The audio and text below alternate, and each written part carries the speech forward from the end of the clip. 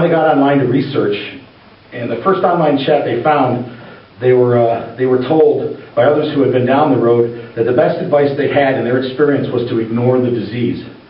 The family had been told by the doctors that medication was experimental, and they would need specialists and counselors and have to be categorized at school, and depending on the severity, might need a special school and not to attend public school at all. The people online said that the medication they'd give them permanent side effects and not done much for their symptoms. They had lost their chance to get educated with normal children, and that their parents' deductibles had cost them a fortune in therapy and medication trials. They said to ignore it and let him develop his own way to deal with it. I'm just going to cut that off for a minute here. I do have a sample contract for everybody to take a look at that I pulled out of a Colorado school district. It's not an IEP, but it is a supplemental education services contract, which basically is a little bit more modern. It was brought to light during the Bush administration, No Child Left Behind. And it pretty much is shaped exactly the same way that an IEP is. Everybody got one? I took a look through it. It's pretty simple for thinking how extensive you might think it might be, but it really just protects what's going on with the kid and keeping people in lines of agreement. Remember that the parents are the one with the special needs kids and not the teachers, so they're the people that are going to decide and be most powerful, the team that's put together. If you take a look to the back,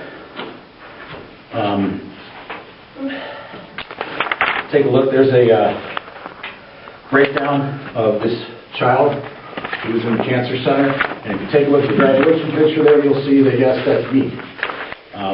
Believe it or not, I was and still am a special needs parent. That's my son Adam we were talking about earlier.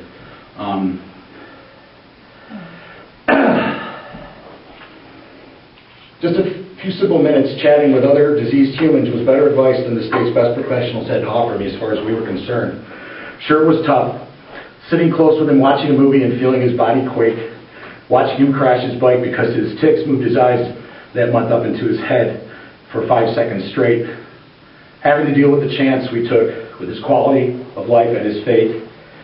He loves to sit with me till this day when he visits, and I still give him these massive back rubs. And I put my thumbs in his neck, and he'll let me do it as long as I can because it stops the electrical impulses and the things that call to him when he has different things calling from that. Having to deal, he loves to sit with me, okay, we went over that, because it reveals the tension, electrical call to tick and squeak and whistle that he has. We must take in consideration the absolute power of the human body and the mind and the spirit and explore and research ourselves before making decisions that will make or break these children's lives. Sorry, a little shaky about it, but it's still something I have to deal with every day with him. And if you look through here, he started out just an average normal kid at age 11, and that's when he was diagnosed down at the hospital. We decided to ignore it and let him handle it. If you see her in the picture in front of the computer, it was an iffy time. We weren't sure which way it was going to go with him. But by the time he reached 16, he had used comedy to jump out in front of people and grew confidence and just become a great kid. And we find out, too, that he was actually pretty intelligent, almost in a savant kind of way. He held a 3.83 all through high school, graduated a calculus tutor, and if you move on here to see, he always had a job. He had his own car all the time. He fell in and out of love twice before he was 18, and now he's moved on to working for the Ford Corporation and has one of the best jobs in the city. And if you see there, he is still single.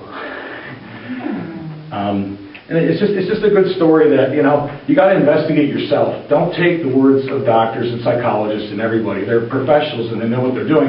But this is a perfect example of where I found some advice online from the people who actually had it for years. The two people that I was chatting with, this is the first day we found out I got that.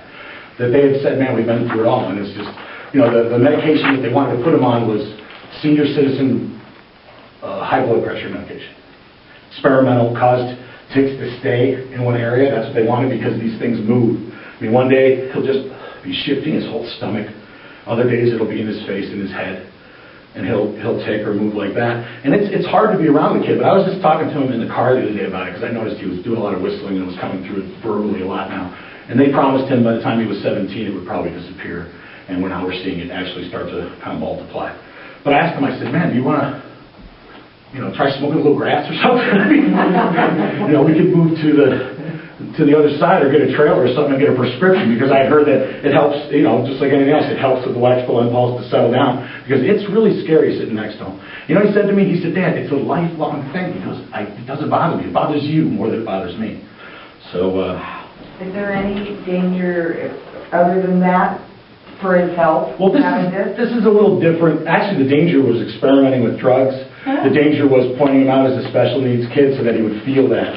By ignoring it, we made him deal with it. And his human nature and the animal in him and the natural male instincts, he dealt with it. It was tough.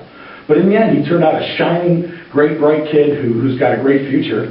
And we ignored the advice of professionals, and it was a rough road. And we won. But I'm sure the odds are different when you get into different kind of diseases. I mean, Tourette's is a little different than cerebral palsy or some of these other things that we've been talking about, because it is kind of controllable, and although he's good at it, at controlling it, take a look at him. He's just an amazing kid.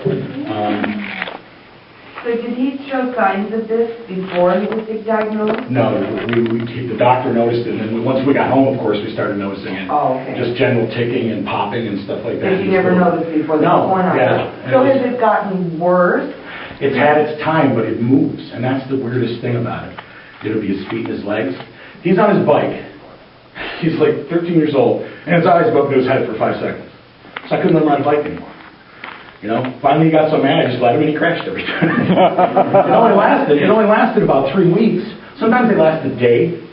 But when you sit there and you're watching a movie with the kid, and you're crying inside, you're like, but you're trying to ignore it. And this is 10 years of this, And here he is, man.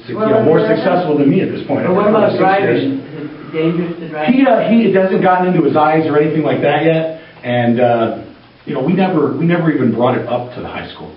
Are there days or times, weeks, periods when he has no symptoms at all? Does it go 3 times of not? No, it's when he's awake. When he sleeps. Really? He's calm as whatever. But I'm sure it's got to do with an oxygen process, and it's just electrical impulses. He's got a short, like my caddy. And he runs hard. He's like the city's top Warcraft guy, gamer, brainiac. And he builds up Warcraft characters and sells them for $400 online to people who want to cheat and get better at it without doing all the work. And he just starts again, and a month later he's got another $400. But he's a smart kid, and like I said, he is single. So if you have a girlfriend who's interested in somebody good looking who holds a job and has his own place, his phone number's right on there. And crashes his bicycle every once in a while.